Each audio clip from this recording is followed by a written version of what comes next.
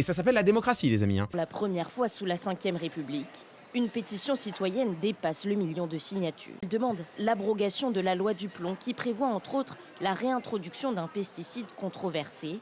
Moi, ce qui va m'intéresser, c'est la procédure à travers laquelle la loi du plomb a été adoptée à l'Assemblée nationale. Et tout d'un coup, On n'avait jamais vu un rapporteur qui présentait une motion de rejet sur son propre texte. une motion de rejet préalable déposée par le rapporteur de la loi lui-même, c'est-à-dire déposée par le groupe macroniste, celui-là même qui souhaitait l'adoption de la loi du plomb. Ah, la motion de rejet préalable a été adoptée non pas par les opposants au texte, qui auraient pu vouloir une motion de rejet préalable. La motion de rejet préalable a été adoptée par les partisans du texte pour empêcher l'Assemblée d'examiner le texte lui-même. Pour quelle raison? Parce qu'à partir du moment où la motion de rejet préalable était examinée, le texte a beau être rejeté, il est quand même compté comme ayant été examiné dans l'hémicycle. Donc tu évites tout l'examen des amendements. Le texte arrive en commission mixte paritaire dans la forme qu'il avait à la sortie du Sénat. Le Sénat qui lui-même était radicalement pour la loi du plomb, si bien que la gauche,